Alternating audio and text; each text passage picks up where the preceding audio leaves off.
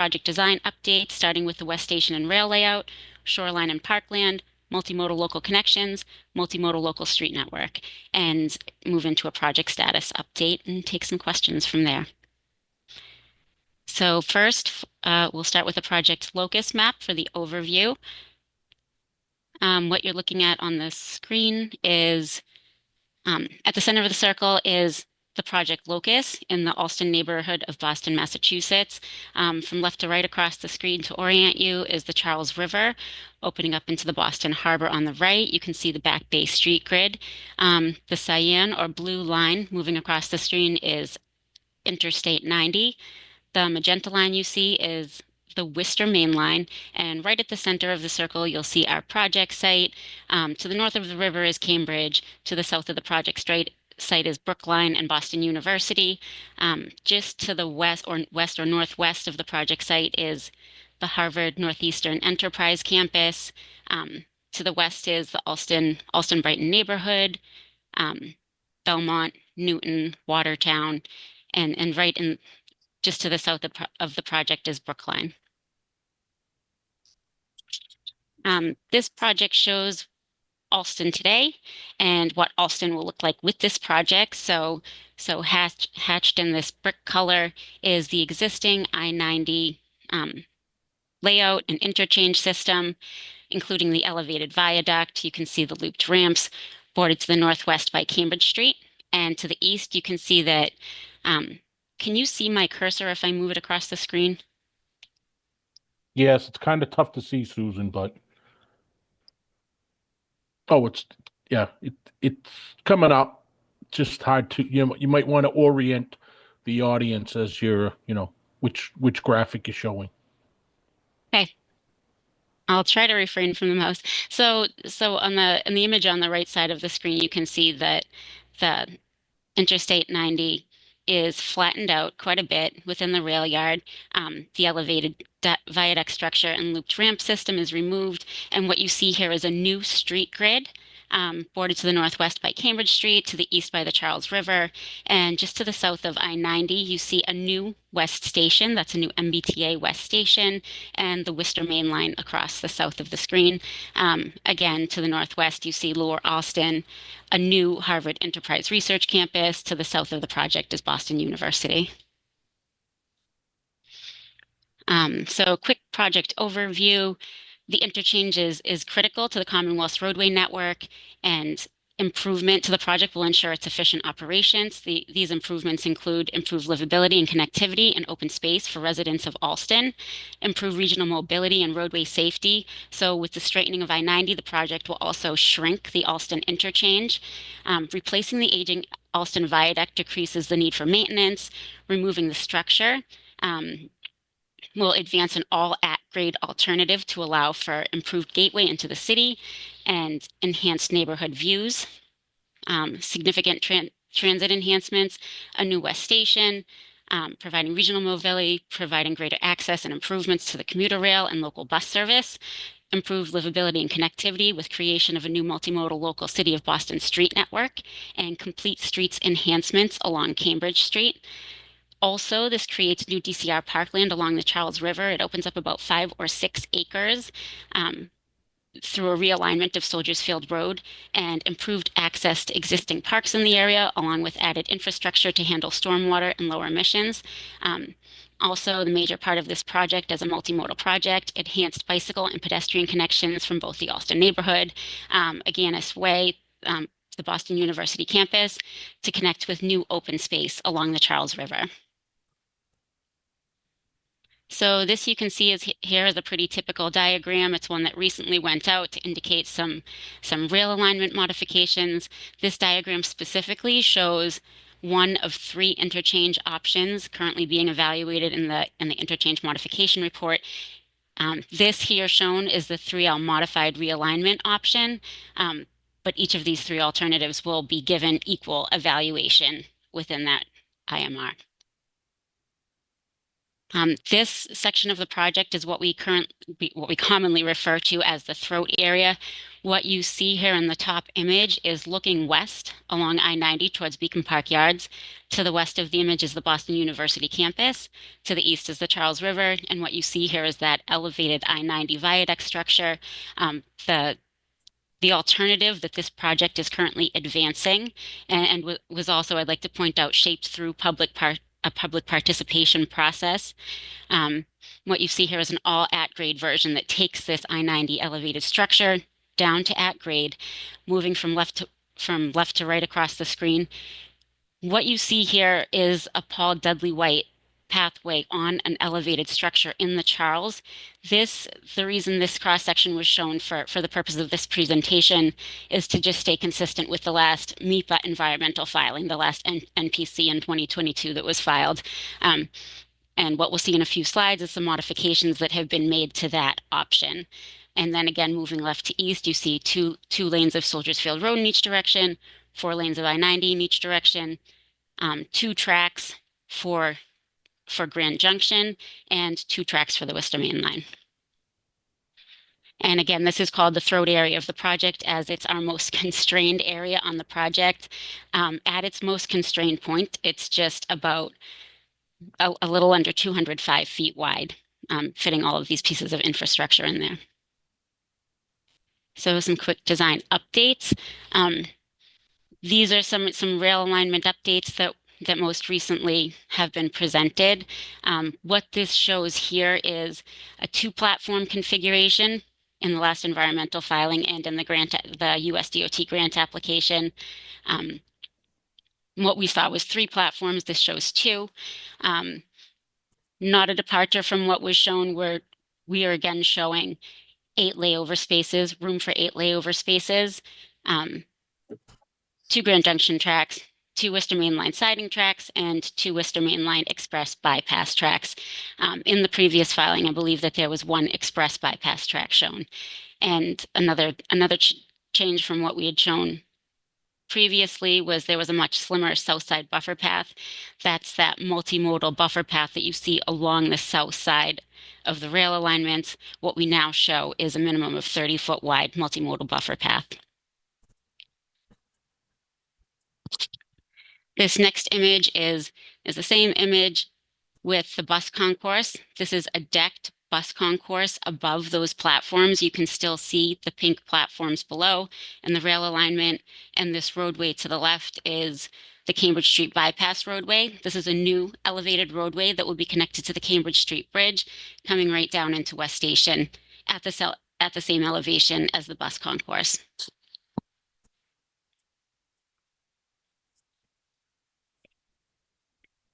This next image here, again, as I pointed out in the cross section, what we were showing is the NPC shoreline alternative, which is an elevated boardwalk structure in the Charles.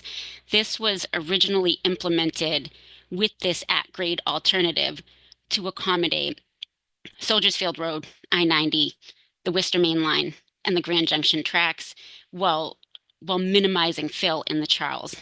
So this boardwalk structure was introduced.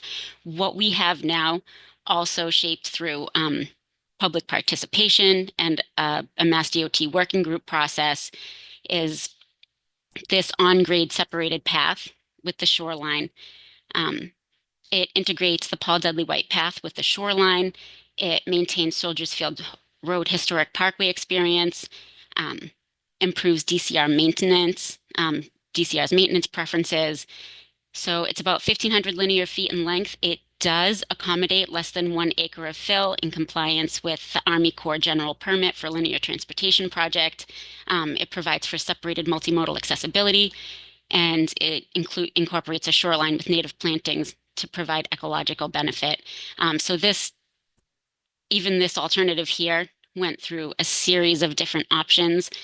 This is most similar to what we will be showing in the SDEIR DEIS filings that we have coming up, showing grade separated pedestrian and bike pathways.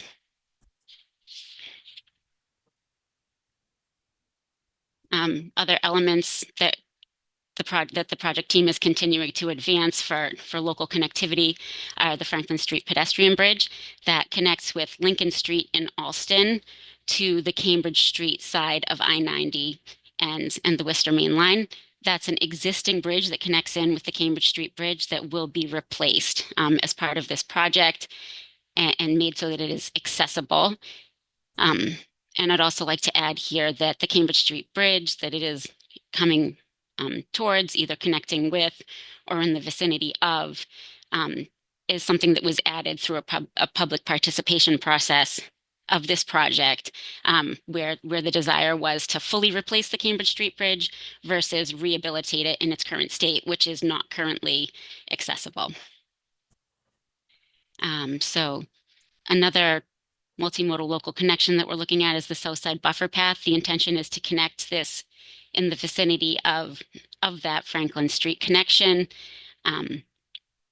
along the south side of the tracks, and all the way to connect in through West Station and to the Agganis pedestrian bridge, which will connect the Boston University campus at Harry Agganis Way across to that newly created parkland. Things that we're working on for the multimodal local street network design. So Mass DOT engaged CTPS to conduct traffic modeling. These future land use assumptions that go into this CTPS model were provided by Mass DOT in coordination with MAPC, MBTA, the City of Boston, and Harvard University. So what we do see coming out of these CTPS results, we're in coordination with our stakeholders in terms of what assumptions went into this process. And what we're looking at is a 2050 future build year consistent with the MPO's long-term long-range transportation plan. So what the team is working on currently is the model results post-processing. We're evaluating those three interchange options that I spoke of, the 3L, 3L mod, and the 3 bridge, and evaluating those as they interact with the interchange and the street network design. Our major operational goal in looking at those results is to provide for, and this is a goal, to provide for no queuing on I90 with a safe transition into the new street network. We're working very closely and will continue to work very closely with the City of Boston on a minimalistic approach to the roadway cross-section. And that would be to look at signaling, left turning lanes, dedicated bus lanes, things of that nature. And most importantly, safety being the name of the game here in designing these new local streets is to have them be accessible and separated safe modes of travel.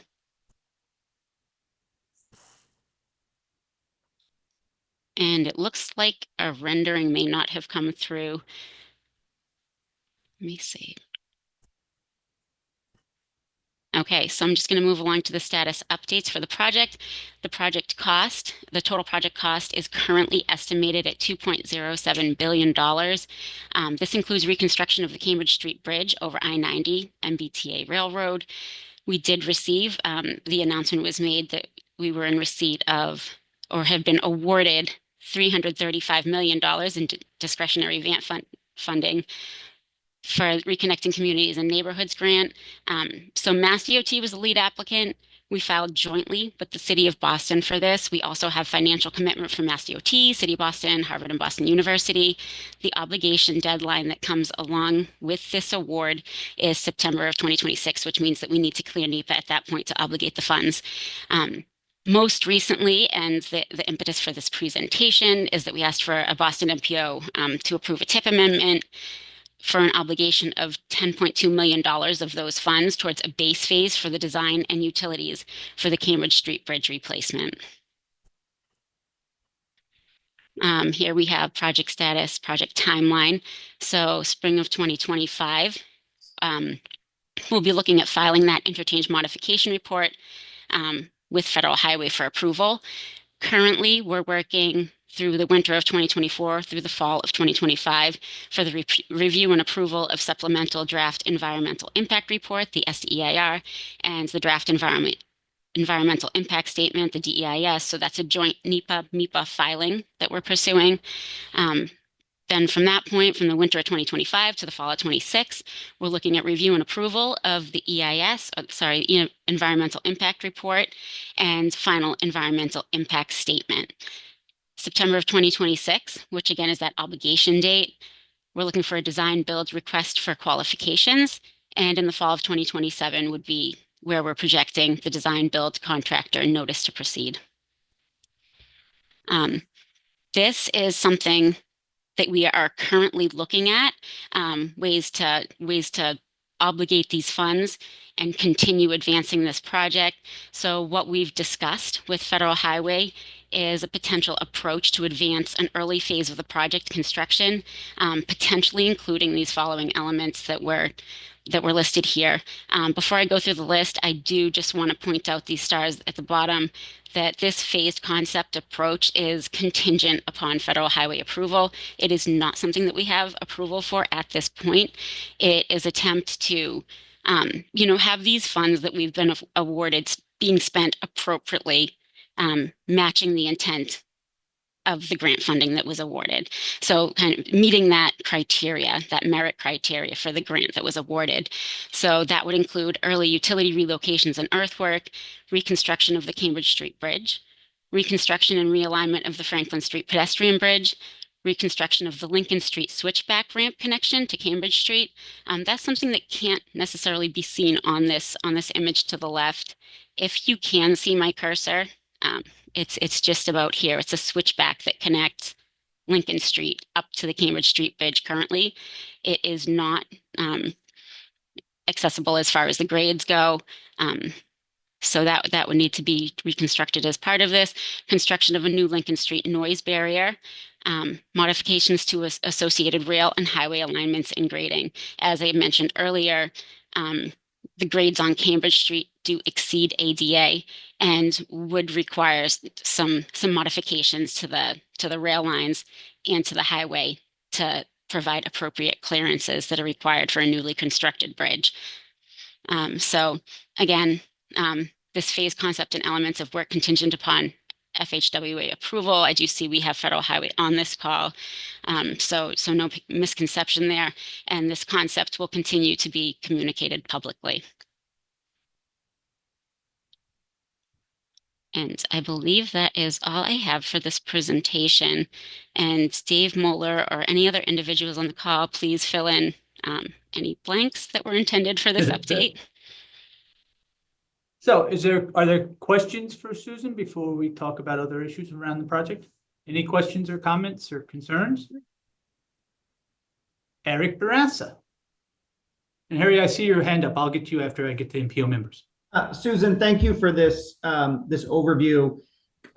Could you talk a little bit about the project costs and where the various funds are coming for the 2.07 billion? Susan, is this something you want me to talk about, or do you want to handle it? Sure. If you'd be willing to talk about it. Yeah. So there is a commitment, a letter commitment in a letter from City of Boston to provide $100 million. There's a commitment from Harvard University to provide $90 million. There's a commitment from BU to provide $10 million. There is then a joint commitment letter from the city and, well, actually it's two separate letters, but talking about the same issue, about providing an additional $100 million from tax revenue from development. And then there is the $335 million discretionary grant, and the rest will have to be made up from Commonwealth sources, but we have not yet developed a finance plan. There is a finance plan in the application, but it is just a pie chart, and we have not yet developed a full committed finance plan. Okay, so the remainder is basically Commonwealth sources, but that's still being worked on. Yeah, the application envisions the sources being toll revenue, fair share revenue, TIFIA loan. For those of you who don't know what TIFIA is, it is a loan program administered by the federal government where they give loans for transportation projects. I think that's the primary sources, but again, all of that is subject to changes in what has happened since the application submission. But yes, we are about to begin again a process of trying to develop a finance plan that we can then release with either the DEIS or the FEIS as required. Thank you. And then, can I ask another one? Of course. One thing that, we're concerned about is just the impacts on the MBTA's ability to access maintenance and be able to run, robust commuter rail service during the sort of long life of the project. Have those issues, I know those issues are being worked on. Has that advanced? Is there more understanding of sort of the impacts on the MBTA and how that will be mitigated? So I think what you're probably, and Susan, if you want to ever jump in and just talk over me, feel free. I think what you're probably referring to is the closure of the Grand Junction Bridge. Correct. Yes? Right. Yes. Right. So for those of you who don't know, the Grand Junction Bridge is going to be out of service during the construction of Allston. The Grand Junction Bridge is the primary means by which South Side commuter rail trains get to Beacon BET on the north side, which BET is Boston Engine Terminal. It is the primary and possibly really only heavy maintenance yard that T owns for commuter rail maintenance. When we close the Grand Junction, we will need to figure out a process by which either those trains can get to BET or those trains can be maintained somewhere on the south side. We know that's an issue. We are working on it.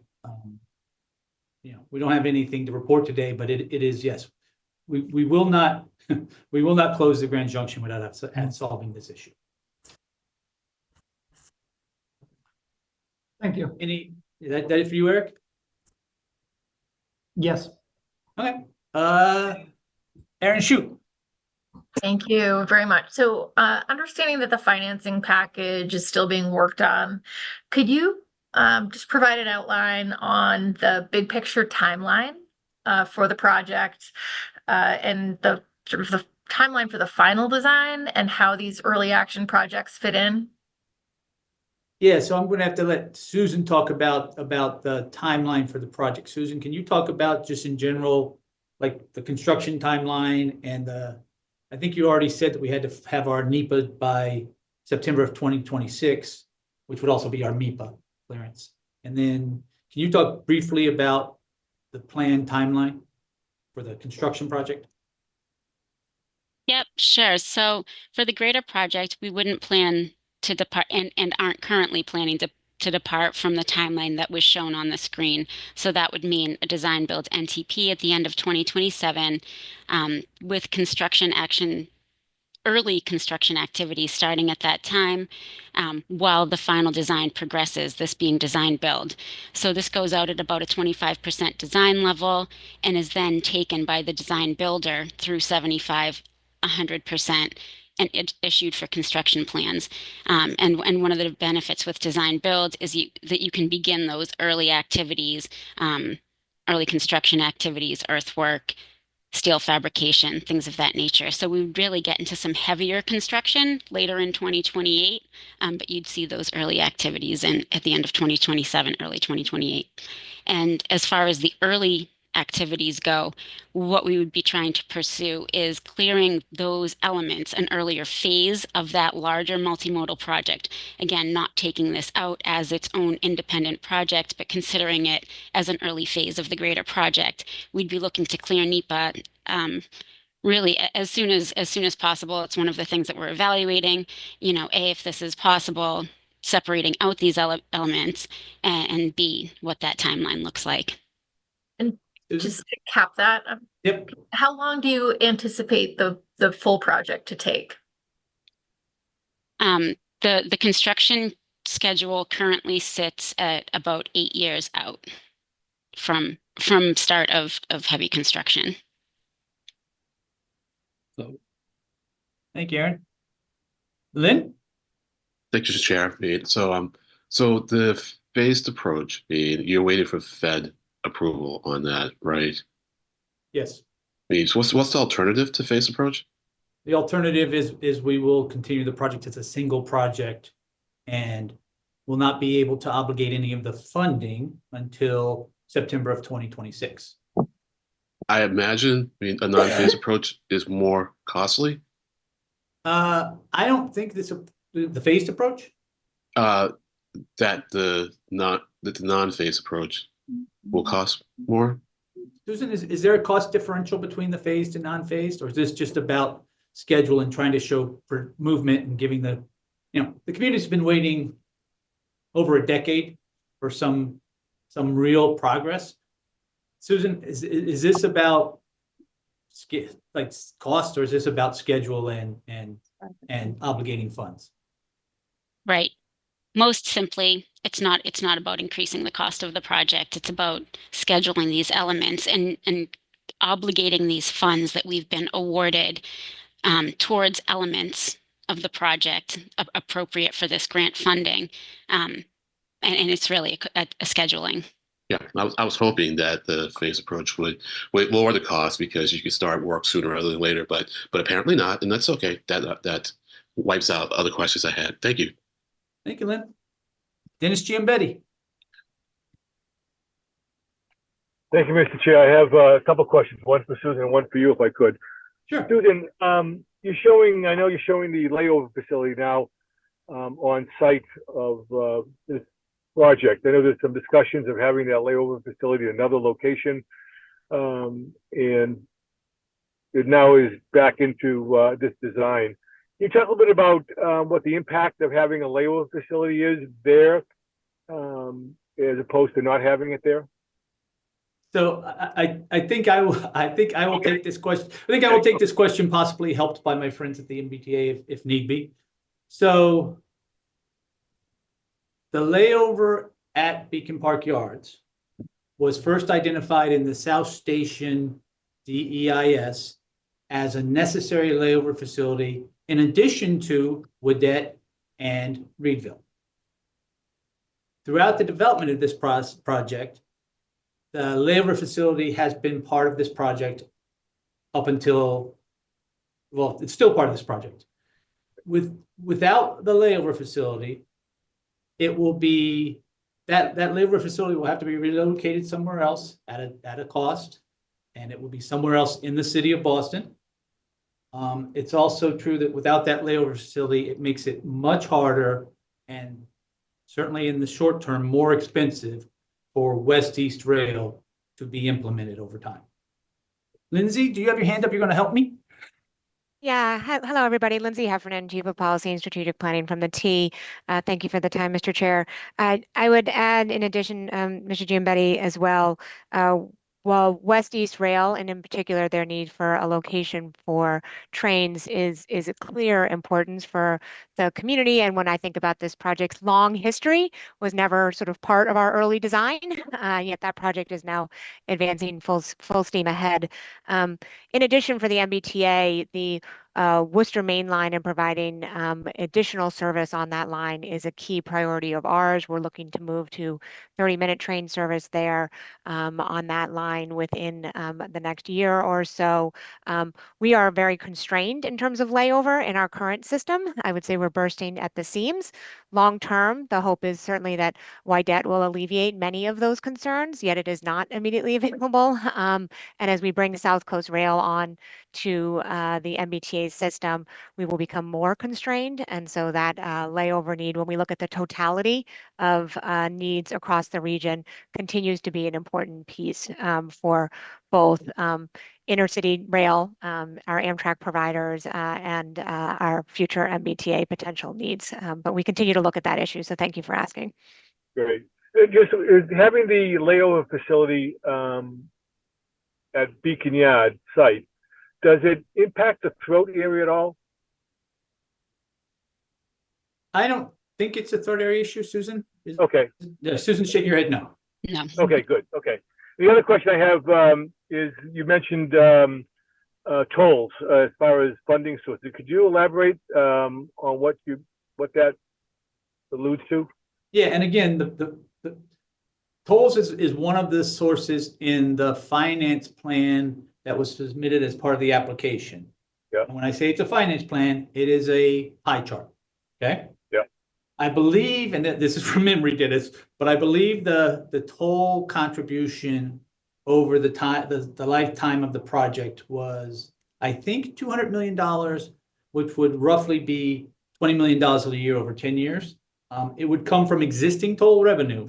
There is no plan to increase the tolls on the turnpike. There's That was no my real plan- question, there- actually. Okay. and there's no plan to bond toll revenues on the turnpike. This would be pay-as-you-go funding that would be accommodated through MassDOT's CIP. Okay, great. Okay, super. As you well know, MetroWest is a very sensitive issue, so thank you. for Absolutely. clarifying. And it is sensitive for us too, Dennis.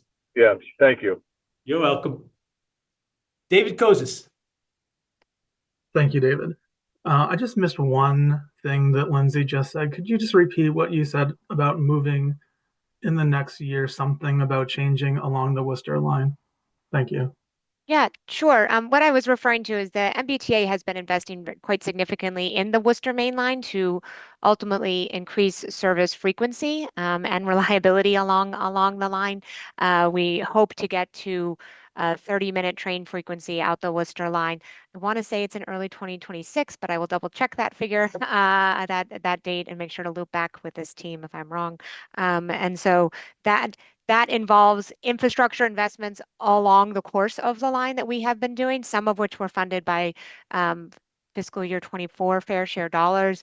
And so the importance of the Worcester Main Line was really what I was suggesting. So we have to invest in the line, invest in layover, invest in maintenance, all of the various pieces. And so wanted this to be responsive to the questions from MetroWest. We appreciate the need for rail service and are trying to do our best to deliver what they are asking for through this process.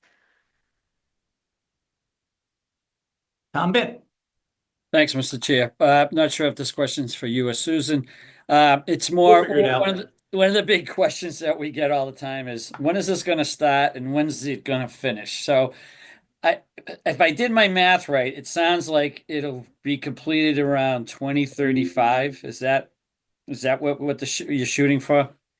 100% completion. Susan? That's what the schedule currently shows for substantial completion. Okay, so I did my math right. Thank you. Any other questions from MPO members before I take comments from the public? Seeing none, Harry Mattison. Thank you, David. So the proposal we saw today doubles the number of bypass tracks going through Allston, and I was wondering if you'll release your analysis of why that change was made. So the DEIS, SDEIR, DEIS will be released in, I think, the fall, Susan? Fall of this year? Is that true? Of 2025. Okay, fall of 2025. Yeah, I guess, yeah, not 2024. Fall of 2025. That will have a full explanation of the reasoning behind that, as well as the implications of that decision, so that then the public can have a chance to comment through the MEPA and NEPA process about whether that decision is appropriate. So why are we waiting 9 or 10 months to see that?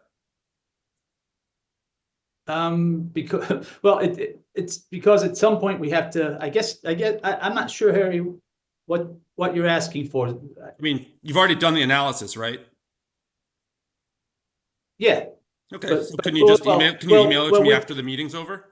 Well, we haven't, so an analysis is, it depends what you mean by an analysis, Harry. We know why we need those express tracks.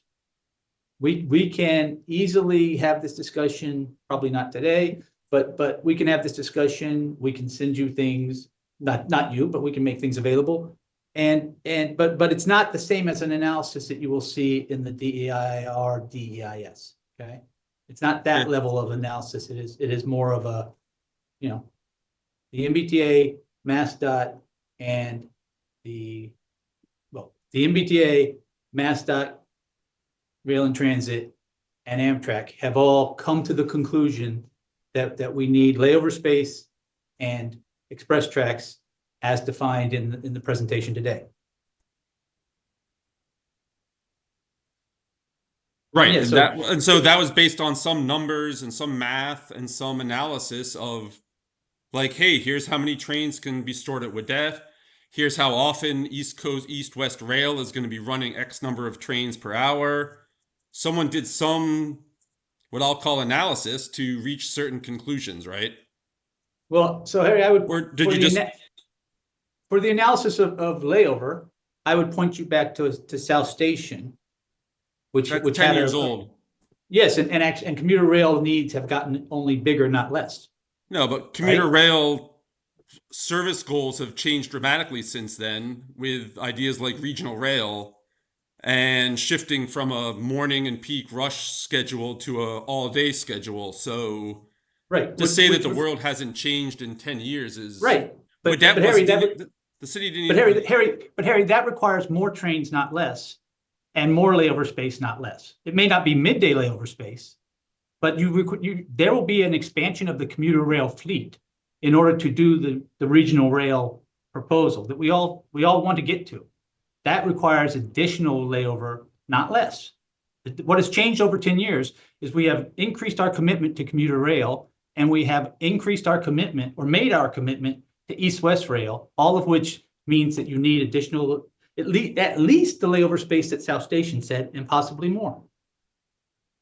So is there any analysis that you're going to release before the fall of 2025? Actually, Harry, I don't know. I will find out. Great. When would be the right time to check back with you on that? I would say to Harry, check, if you haven't heard from me, well, if the answer is we have analysis that we can release, it will be released it will be released to the task force, not just to you. It'll be released to the task force, and it'll be released hopefully by the end of the week. If you haven't heard anything by the end of the week, check back with me. Thanks so much. Yeah, no worries. I'll give you a yes or no answer, Harry. I'm not trying to hide anything. We can talk about whatever you want to talk about. Great. And then just the follow-up question is, will MassDOT be restarting the working groups that got suspended this fall? Susan, I think the answer is yes. You're shaking your head, yes? Yes, the answer is yes, Harry. Yes, Great. we'll be restarting the working groups and scheduling a task force meeting. Are there any dates set for any of that? We don't have a schedule, but we should have something by the end of the year. You'll have a schedule sent out by the end of the year? Yes. Great, thank you. All right, so I do see members of the public with their hands up, but I'm going to go back to members. Brian Kane. Thank you, David. Much obliged. Welcome, Brian. Thank you. It's great to be here. Great to have you here, Brian. Well, you're very kind, Mr. Chairman. Thank you. Very kind. I think this is a great sort of concept. Keeping access for express rail from the west is critical. Obviously, whatever happens with east-west rail, there will be additional service to Worcester that's going to have to get through this area. Worcester being the second largest city in New England, obviously connecting it to Boston is critical. I understand that there are concerns, but I also think that the plan to keep access to the commuter rail maintenance facility is critical. There needs to be more layover, not less, even if there is a regional rail. Despite what lots of people say, trains cannot run 24/7, 365. They have to have places to stop and be serviced and be cleaned and have crew changeover. There is no such thing as running trains 24 hours a day in the United States. It's not going to happen. And we do need places for them to go, even when they're not operating at peak capacity. So I think this is a great concept, and I look forward to seeing it advance. And we fully support it right now, David. Thank you. Thank you, Brian. Next up is Jay Flynn.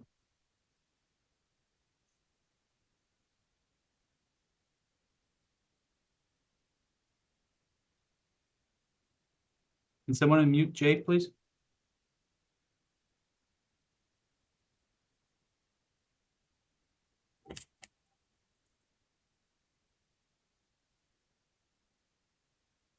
Steph, is this on our end or Jay's end? I requested for him to unmute himself, but he hasn't done so. Oh, there he goes. Thank you. Yeah, I'm trying. I show unmuted. Can you hear me now? Yes, you are unmuted now, Jay. We can hear you. Okay, great. More of a comment than a question, but between Wydette and what will end up remaining at Reedville after the maintenance facility that's proposed would be, I believe off the top of my head, 42 storage spots. And I was told there'd be no math. I'm a history major, but I think it's 42. I believe it's 26 or 27 for Wydett and approximately 18 at Reedville. The most sanguine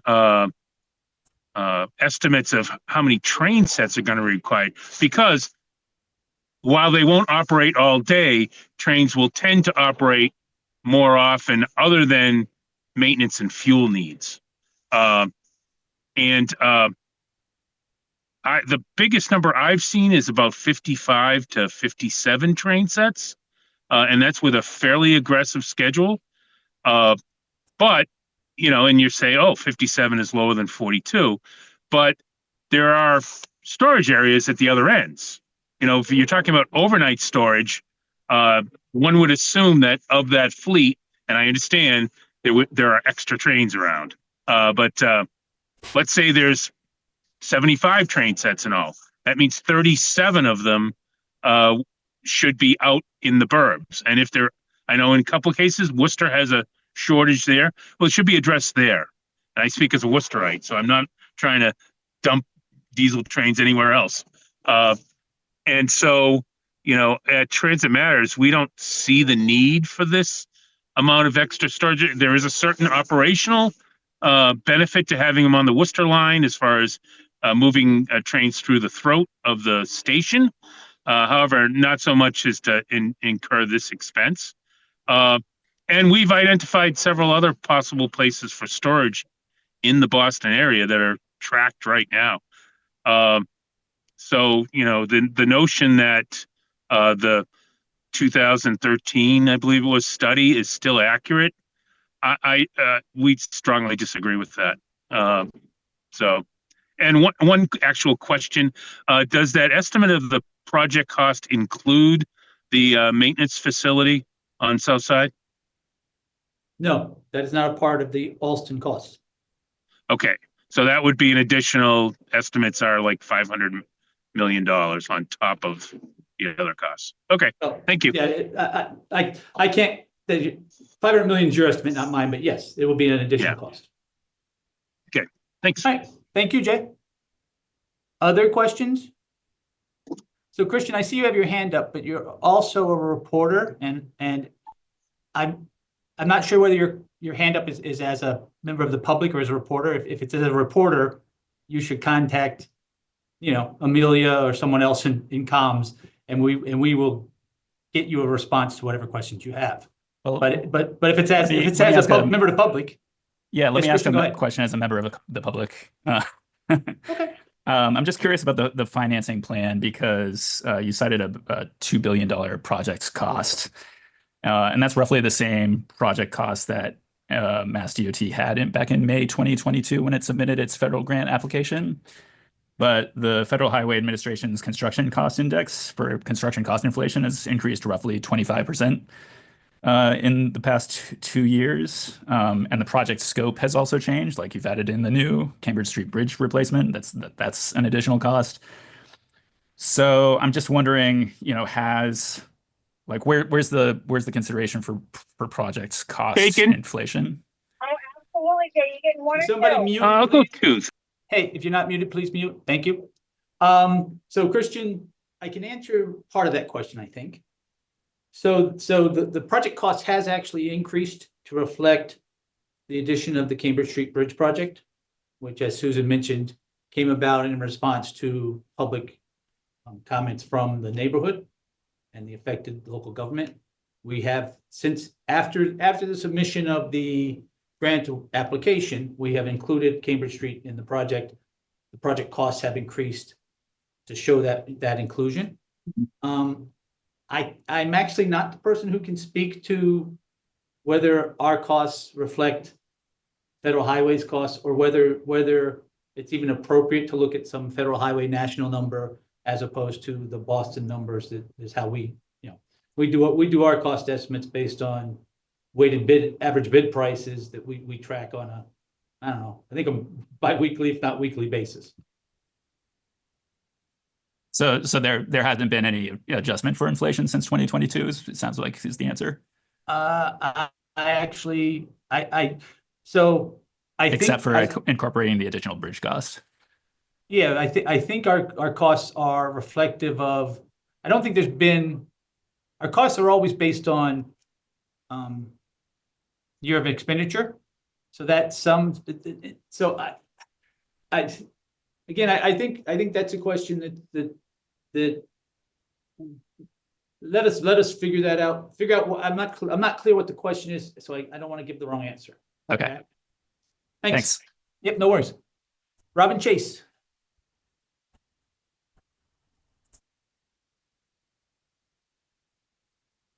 I think you should be able to unmute yourself, Robin. Oh, there you go. Okay, hi. I am a lurker on the I90 task force, but a long time urban transportation person. Yes. And when I look at we have the I90 plan now has, and there's been a lot of back and forth in this, should it be 4 lanes each direction, so 8 lanes across, or 3 in that throat area? There's been a lot of back and forth. And when I listen to what you're the proposal today to add additional tracks that go through West Station and the storage, the plan is to dramatically improve that regional rail use.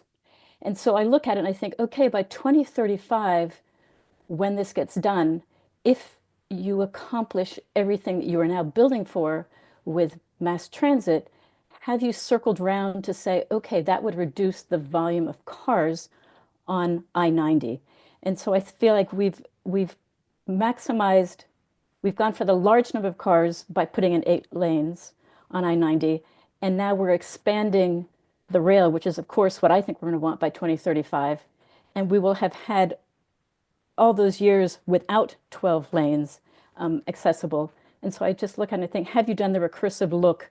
And is this a way to say, you know what, given volumes of traffic and what we expect to happen at transit and with transit use, we don't need that many lanes on the highway?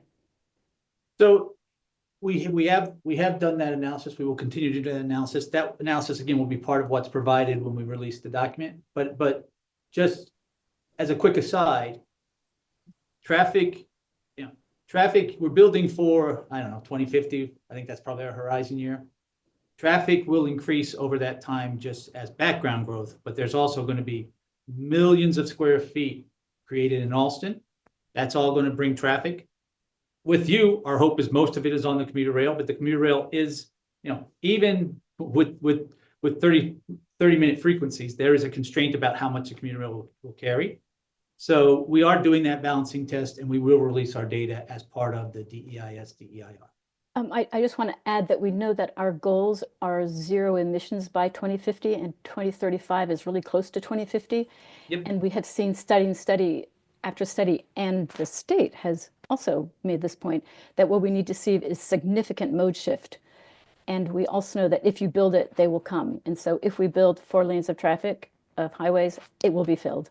And if we build more transit and that's your alternative, it will be filled. So I think infrastructure is destiny, and we are building what we will get.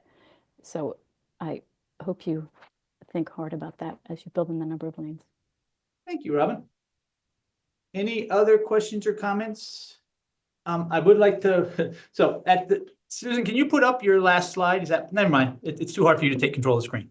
So Susan's last slide talked about how we are working with Federal Highway to see if we can possibly separate off Cambridge Street, not from our project, but as an early action item, phase 1, to try to get that work underway and get that obligation to happen. We cannot do that without the MPO support. We would need an MPO tip amendment. We would, if the MPO is interested, we would like to do that this month. But we are mindful that it is the MPO's prerogative to discuss this and decide. Jen, you have your hand up? Yeah, thank you, Mr. Chair. First, I just wanted to express appreciation for you and Susan and MassDOT for responding to this board's request to share about this project. and especially to do so at a time well before all the major design decisions have been taken. And, of course, to be able to receive the comments and questions that both board members and members of the public have. It really speaks to this board being a key stakeholder and a partner in such a regionally significant project. Second, I just wanted to take a moment to share kind of from the city of Boston's perspective why we feel so strongly that this project is worth the $2 billion cost, and how it both addresses critical needs and brings benefits to the Boston region and the Commonwealth that are really of a magnitude beyond an average repair project. So as Susan described earlier, this project realigns the Mass Pike and its tangle of off-ramps, making it easier for every MetroWest commuter and safer, and crucially repairing an aging section of the pike in a way that really substantially lowers its long-term maintenance burden. That realignment also opens up scores of acres for, as we all know, much needed housing, as well as job growth. And it does also accommodate that growth by creating a West Station, this new transit hub on the Worcester Main Line with future bus connections to really key destinations like Harvard Square, Longwood Medical Area, rail connections to Kendall Square on Grand Junction. And then the project also pulls Soldier Field Road away slightly from the Charles, opening space for this new waterfront park. And then connects that park to West Station, the surrounding neighborhoods, through a really cohesive network of local streets and walking and biking paths that restores an environmental justice community's access to the Charles River. So these are all, huge benefits, and it's really by advancing all of these components together that the Allston Multimodal Project will reach its promise as a regionally transformative project that leverages an investment in infrastructure to also improve safety, expand open space, build housing, spur economic growth, and shift trips, including those growth trips away from driving and towards transit, walking and biking. And that's really what's brought stakeholders to the table and around this project. That includes, of course, the city of Boston with $100 million in direct contributions. It also includes major institutions like BU and Harvard, who with Boston in conjunction with future development have committed another $200 million. It also, as Susan explained, includes USDOT, which awarded the 335 million Reconnecting Communities grant. Again, based on that same vision of reconnecting Allston, while also maintaining and enhancing crucial regional transportation assets. And we also recognize that beyond those monetary contributions, stakeholders have contributed substantial energy to shaping the project. Some of those ways that the project has already changed, were described earlier in terms of being at grade and the changes to the river front path. As another example of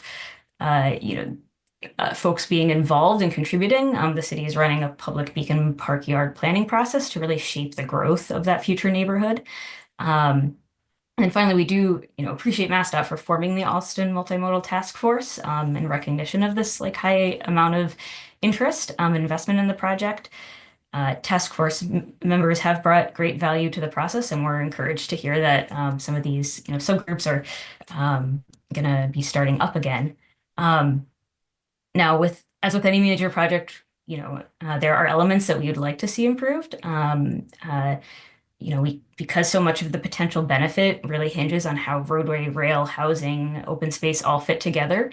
It's really important that we all continue working together across agencies, municipalities, private stakeholders to make sure that these decisions we're taking align with our collective vision of the future. And that does include decisions about how to best utilize the rail assets that we've heard about today that do serve this area, the region, and the Commonwealth. So we see that there's plenty of work to do, and yet we also really appreciate MassDOT's focus on trying to move this project forward and do so, balancing the intense interest of the public and getting it right, we're glad they're moving, continuing to try to find ways to move design, engineering, geotechnical work. I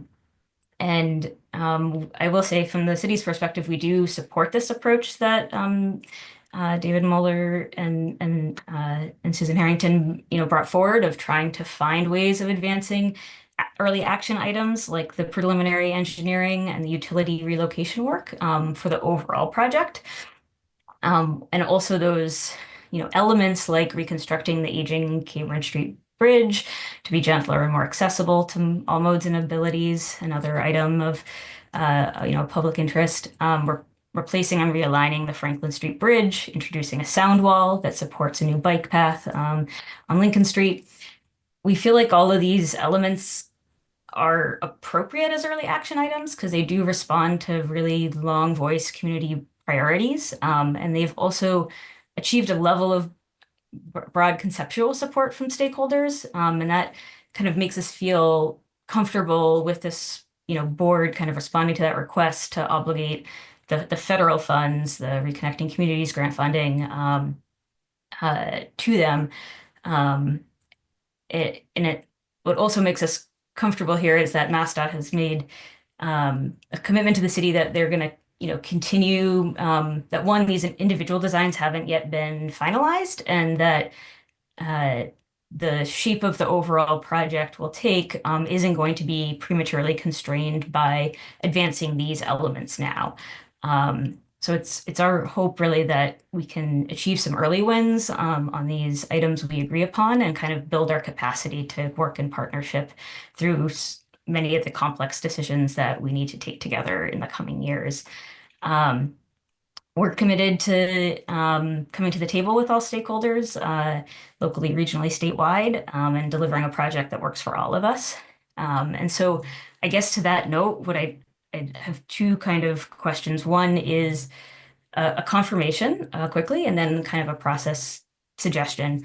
The first is on that final slide, it says that the concept will continue to be communicated publicly. And so I just want to say that from the city's perspective, we feel it's important for that concept not just to be reviewed, but really for stakeholders in the public to be engaged in developing that concept. So I just wanted to check in and confirm that that's, it seems like that's still the case with the task force, and that will, so yeah. Yeah, I can say absolutely on that one. That's an easy answer. Yes. Okay, great. Well, thank you. And then I guess that would take me to kind of a suggestion of, it sounds like what MassDOT would need to kind of be able to secure, continue advancing the conversations with Federal Highway, and to kind of secure the funding for the phased approach with those early action items is for us to amend the TIP. I know that doing so would need to happen on a pretty expedited timeline. So I'd like to propose that we kind of follow the same process we did earlier with the first $10.3 million obligation, where we motioned to amend the items, into the TIP, and then tabled the final vote on that to the subsequent meeting to give the public and other members time to kind of, ask further questions and process and follow up. And then, that would then make us feel more comfortable at that the next meeting, voting to kind of waive the public comment period to be able to take advantage of this, funding opportunity that is, extraordinary. Excellent. So Jen, here's what I would suggest. Why doesn't the city make a motion and just so everybody understands what we're talking about? We are amending the Cambridge Street Bridge project in as an early action item for Allston. That project would be funded with $200 million of discretionary grant funds and $50 million of MassDOT match. Okay, does not implicate Harvard's match, does not implicate the city's match. It's MassDOT's match. We would the motion would be to amend that money into the TIP. If we get a second, we then won't vote because Jen will immediately make a motion to table that till the next meeting, and we will then vote on that tabling motion, and we would instruct staff to make sure everybody in the public and put it on the website, tell everybody in the public you can possibly tell that we are considering doing this, taking this final action in 2 weeks. And if they want to comment or come to the meeting, they should do so. Does that work for you, Jen? Is that what we're talking about? I think that's what we're talking about. Yes, that sounds accurate. The one thing I would note is my understanding was that the ask was not just for the Cambridge Street, but for those bundle of, I think, 5 items that were on Yes. the slide. Yes. All right. So then why don't you make the motion? And like I said, if we get a second, we're then going to call, Jen's going to keep her hand up. We're going to call on her to table the motion to the next meeting. All right. All right, Jen, you want to make the motion to amend the tip to reflect the slide that Susan showed up? So I will make a motion to amend the tip to reflect the bundle of I think there were Early 5 action items, early action items that were shown. And I wonder if it would be helpful to kind of, if we can pull that slide up for folks to see what it is we're amending. Yeah, Susan, can you take control of the screen and put that slide up before I call for a second?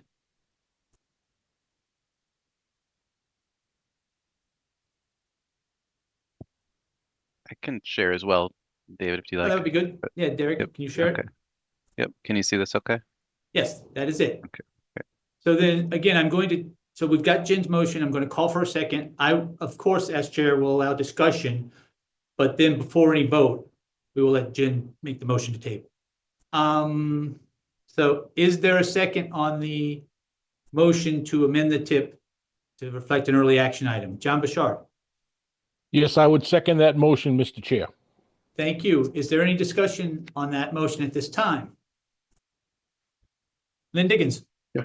So yeah, but it's funny because at the end, Jen asked pretty much the question that I was going to ask about the process, because I do support doing this meeting, and that's partly what I was getting at with my question. Because I'm in favor of the early start, because even though you say it won't affect the cost, given that delay tends to result in an increase in cost just from inflation.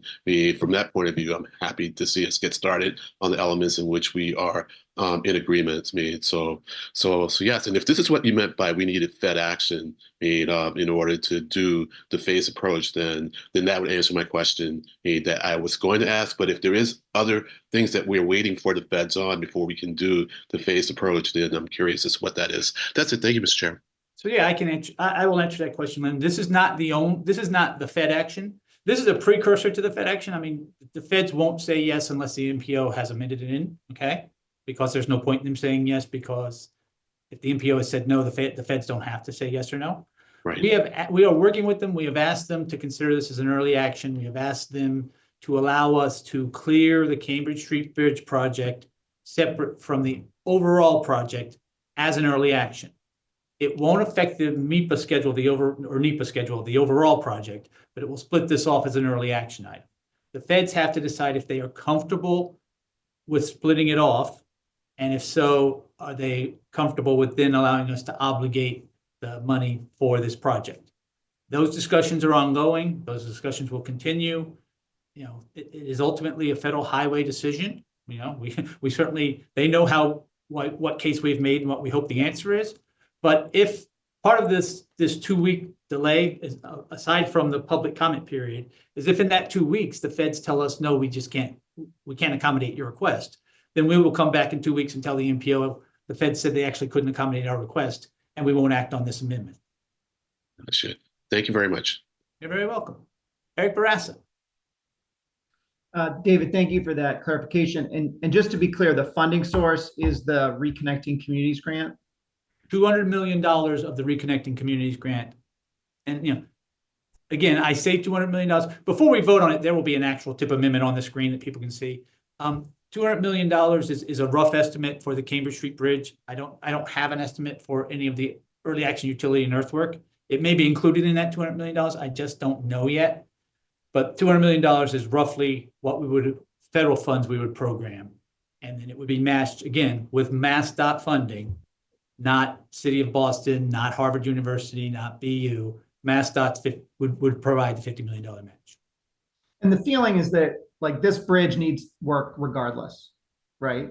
Yes, this bridge, as I think Jen said in her comments, this bridge is the reason this bridge is part of the project is because the community, I'm going to say demanded, and I don't want it to sound like that's a criticism. The community demanded of us that it become part of the project.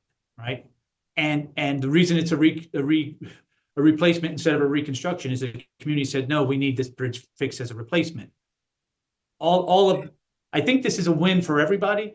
I don't think anybody objects to what we want to do to the Cambridge Street Bridge. And as Jen said, and I committed, we won't do it without full public process around that part of the project.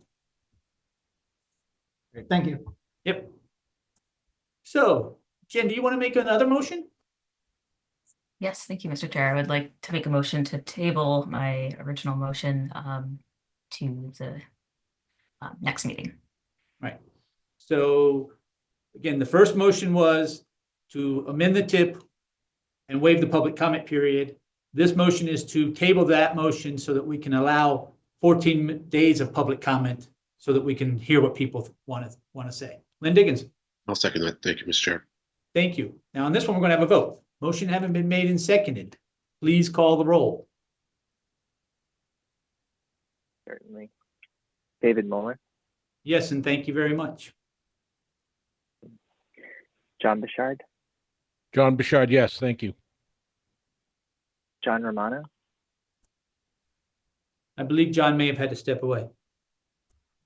Thank you. Sandy Johnston. Sandy Johnston, yes. Tyler Tarasi. Tyler Tarasi, yes. Sarah Lee. Sarah Lee, yes. Eric Bourassa. Eric Bourassa, yes, to table this to December 19th. Anna Switlikowski. Anna Swilakowski, yes. Len Diggins.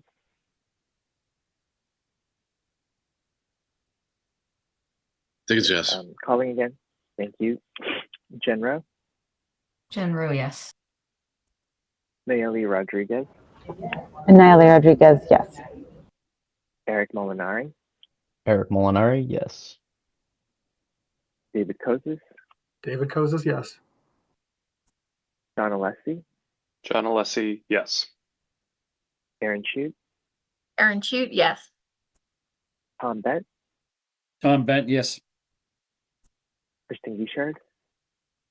Kayla Sauer stepping in for Kristen Guichard, yes. Thank you.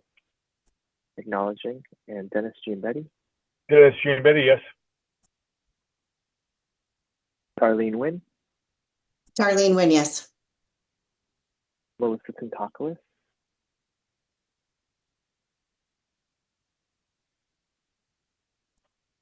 Once more, calling on Melissa Tentopoulos.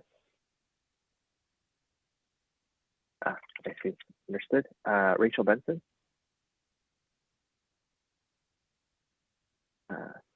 Rachel Benson also messaged that she is away. And then Tom O'Rourke. Tom O'Rourke, yes. With that, I'm going to do a quick count here. This motion carries. Back to you, Mr. Chair.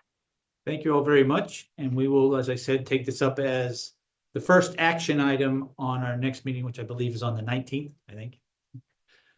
What's next on our agenda?